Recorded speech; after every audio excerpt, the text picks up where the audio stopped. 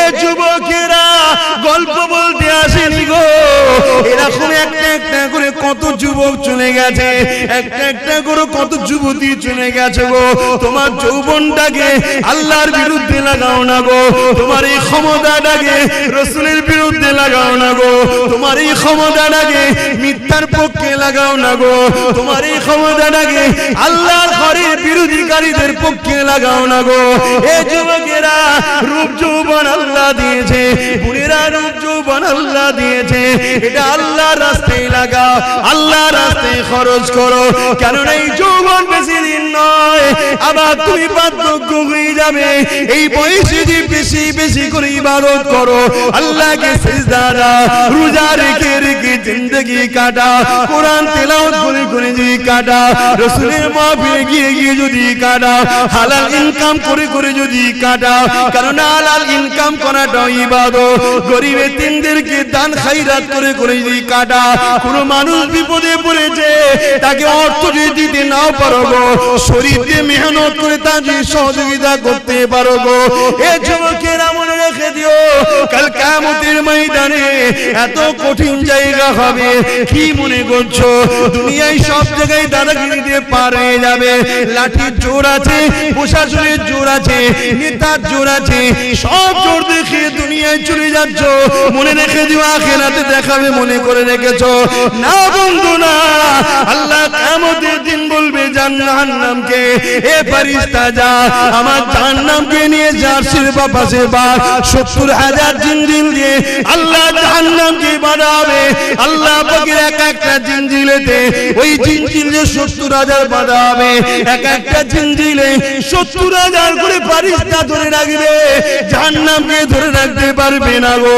লম্বা লম্বা যে পার করে গুনাহগার করে ধরতে যাবে গো। ওই জমিনে আদম নবীও নফসি নফসি বলবে, মুসা নবীও নফসি নফসি বলবে, ঈসা নবীও নফসি নফসি বলবে। এ যুবকেরা তাহলে তোমার আমার কি দশা হবে সেদিন? আল্লাহ দোস্তরা, আল্লাহ নবীরা তারা যদি নফসি নফসি করে, তোমার আমার দশা কি হবে? দাদাগিরি বেরিয়ে যাবে, মস্তানি বেরিয়ে যাবে, রক্তের গরম কেটে যাবে। ওই দিনে তোমার আমার কেউ দাঁড়াবে না গো। হ্যাঁ, দুনিয়ায় যদি তুমি নবী নবী করো, তোমার চরণে নবী, তোমার কথাতে নবী, তোমার লিবাসে নবী, তোমার ব্যবসায়ী নবী, সব জায়গায় যে তুমি নবীকে রাখতে পারো, চিন্তার কোনো কারণ নেই। ওই কিয়ামতের দিনে নবী মুহাম্মদ তোমাকে জান্নাতে নিয়ে যাবে। একটু ত্যাগ স্বীকার করো আমার সোনার ভাইরা, আমার যুবক ভাইরা, আমার বোনেরা, একটু ত্যাগ স্বীকার করো।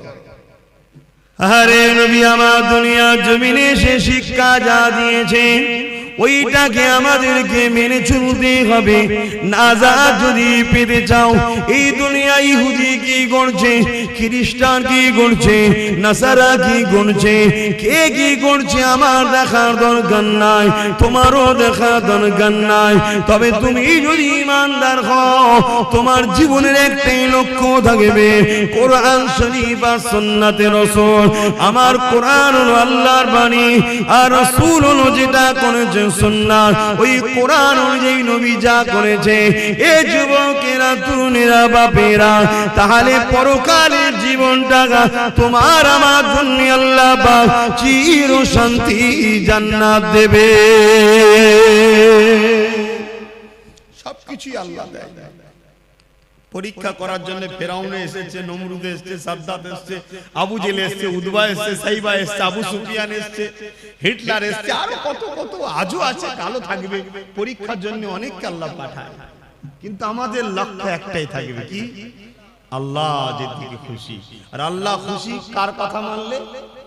জোরে বলুন। এই নওজওয়ানেরা, আল্লাহ নবী জানিয়ে দিলেন, লা ইউমিনু আহাদুকুম হাত্তা আকুনা أحب إليه من والده وولده والناس أجمعين বাবারা তোমরা নিজেকে ঈমানদার মনে করো না ততক্ষণ পর্যন্ত যতক্ষণ না তোমরা তোমাদের ধন দৌলত জমি জায়গা টাকা পয়সা এমনকি নিজের জানের থেকেও আমি রাসূলুল্লাহকে বেশি না মহব্বত করবে ততক্ষণ পর্যন্ত তোমরা ঈমানদার হতে পারবে না। এই যুবকেরা ঈমান ছাড়া কখনো জান্নাতে যাওয়া যাবে না। ঈমান কি জিনিস? এক কথাই হলো জীবনের সব কিছু থেকে আল্লাহ আল্লাহ রাসূলকে বেশি ভালোবাসা। পারবে তো? জীবনের সব কিছু থেকে আল্লাহ আল্লাহ রাসূলকে বেশি ভালোবাসা। ঘরে যাবেন, যে আয়নার সামনে দাঁড়াবেন, দাঁড়িয়ে জিজ্ঞেস করবেন, হ্যাঁ আয়না, আয়নাটা ছবি পড়বে না, ওকে জিজ্ঞেস করবেন তুই সব কিছুর থেকে কাকে বেশি ভালোবাসিস? যদি তোর আয়নার ছবি বলে যে আল্লাহকে ভালোবাসিস, জানবেন ঠিক জায়গায় আছে। কেন মানুষ সবাইকে ধোঁকা দিতে পারে, নিজের মনকে কখনো ধোঁকা। তখনই তোমার বিবেক বলে দেবে তুই তো মিথ্যা কথা বলছিস রে। তোর সামনে যদি একটু 10,000 টাকা দেওয়া হয়, তুই তো অমনি সঙ্গে সঙ্গে নামাজ কাজা করে ছুটবি। তাহলে কি মহব্বত রইল? তোমার বিবেক উত্তর দিয়ে দেবে। বাবার আল্লাহকে যারা মহব্বত করেছে, নবীকে যারা মহব্বত করেছে, তাদের জীবন আদর্শ আমাদের জন্য মডেল গো। আল্লাহ কোরআনে নবীদের জীবনী আমার নবীকে শুনিয়েছে, বিশ্বের মানুষের কল্যাণের জন্য মেসেজটা রয়ে গেছে। এই দুনিয়ার মানুষেরা আল্লাহর প্রেমিক যারা হবে তাদের জিন্দেগিটা কেমন হয় সে রেখে দাও। ফেরাউন বলে একটা রাজা ছিল, যাকে আল্লাহ পৃথিবীর রাজত্ব দিয়েছে গো। একটা রাজ্য নয়, একটা দেশ নয়, পৃথিবীর সম্রাট ছিল, পৃথিবীর রাজা ছিল।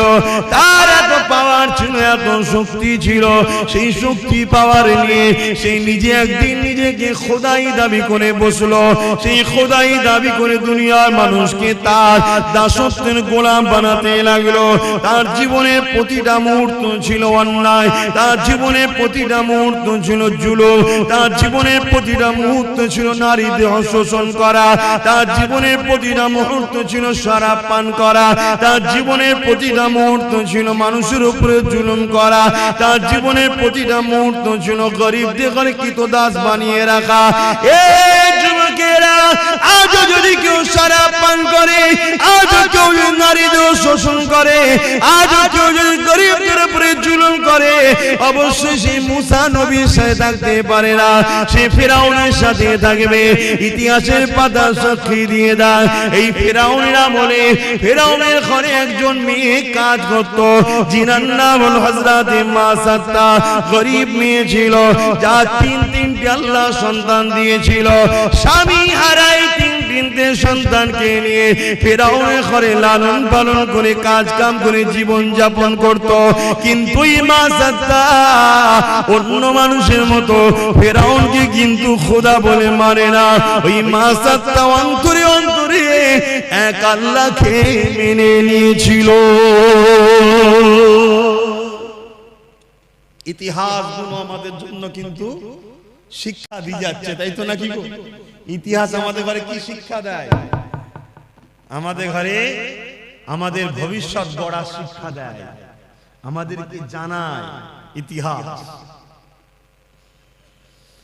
এই যুবকেরা, ও আমার আম্মারা বোনেরা, মন দিয়ে শুনে রেখে দেন, এসেছি আপনাদের পীরের বাচ্চা, নবীর খানদান, নবীর গোলাম বলে দিয়ে যায়। আজ আছি, কাল আমিও থাকবো না গো, বিশ্বাসের কোনো বিশ্বাস নাই গো। আজ আপনারা আছেন, কাল আপনারা চলে যাবে। সবাই কাফন পরিয়ে দিয়ে মিনহা খালাকনাকুম ওয়া ফিহা নুঈদুকুম ওয়া মিনহা নুখরিজুকুম তারাতান উখরা বলে মাটি দিয়ে চলে আসবে। যদি তুমি দুনিয়ার জমিনে নবী নবী নবী করে যেতে পারো, তোমার উঠা বসা চাল চলন যদি নবী থাকে, তোমার সাংসারিক জীবনে যদি নবী থাকে, তোমার কারবারি জীবনে যদি নবী থাকে, তোমার রাষ্ট্রীয় জীবনে যদি নবী থাকে, তোমার রাজনীতির জীবনে যদি নবী থাকে, তোমার দেশপ্রেমে যদি নবী থাকে, তোমার মানবতায় যদি নবী থাকে, তোমার ইনসানিয়াতে যদি নবী থাকে, তোমার মানুষের ভালোবাসায় যদি নবী থাকে, এক কথায় তোমার জীবনে প্রতিটা সেকেন্ডে নবী থাকে, জেনে রেখে যে কবরের জমিনে তুমি একা থাকবে না। যখন তোমাকে শুইয়ে দিয়ে আসা হবে, তোমার বাপ চলে যাবে, তোমার আম্মা চলে যাবে, তোমার স্ত্রী চলে যাবে, তোমার স্বামী চলে যাবে, তোমার ছেলে মেয়ে চলে যাবে, তোমার পাড়া প্রতিবেশী চলে যাবে, তোমার দুনিয়ার দরদি রাজনীতির লিডাররাও চলে যাবে। আর এই যে পীর সাহেব এসেছি, আমরাও কেউ তোমার সাথে কবরে যাব না, কিন্তু কবরের জমিনে মদিনাওয়ালা আসবে। তুমি যদি দুনিয়ায় মদিনাওয়ালার ডাঙ্কা বাজাও, কবরের জমিনে মদিনাওয়ালা বলবে ফেরেশতা আমি মুহাম্মদ সাক্ষী দিয়ে দিলাম, এই মদিনা এই দুনিয়ার জমিনে আমি মুহাম্মদ আমারই ছিল। আরো জোরে বলুন সুবহান।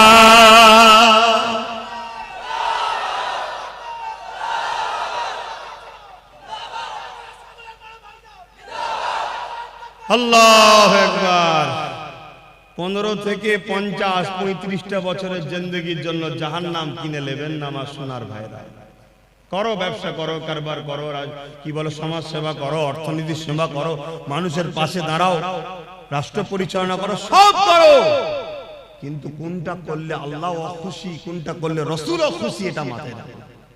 কোনটা করলে আল্লাহ খুশি, রাসূল খুশি, ওটা করো। আর ইসলাম একটা কমপ্লিট জীবন ব্যবস্থার নাম। ইসলামে শুধু নামাজ, রোজা, হজ, যাকাতের মধ্যে সীমাবদ্ধ করবেন না। ইসলাম বা কোরআনে এমন কোন জিনিস নাই যে যার সমস্যার সমাধান নাই। যুবক শোনো, ভাই আমার, যুবতী বোনেরা শোনো, তোমার মতো হাজারো লাখো যুবক যুবতী এই দুনিয়া থেকে কবে চলে গেছে, যুবক বয়সে, যুবতী বয়সে চলে গেছে। তোমার মতো হাজার হাজার যুবক মদ খেয়ে রাস্তার ধারে টলে টলে পড়ে আছে। তোমার বয়সে হাজার হাজার বোন বিধবা হয়ে যায়, ফুটপাতে পড়ে আছে, বা নিজের শরীরকে বিক্রি করে পেট চালাতে হচ্ছে। তা থেকে আল্লাহ ভালো রেখেছে না রাখেনি? শুকরিয়া আদায় করো, আল্লাহর নেমত হারামি হয়ো না। শুকরিয়া আদায় করো যে আল্লাহ আলহামদুলিল্লাহ অনেক ভালো আছি। তো সেই আল্লাহকে ভুলে যেও না। তিনি কি চায় তোমার থেকে? বান্দা আমায় একটু সেজদা দে, রুকু দে, আর আমার হাবিবের কথা অনুযায়ী চল। অন্য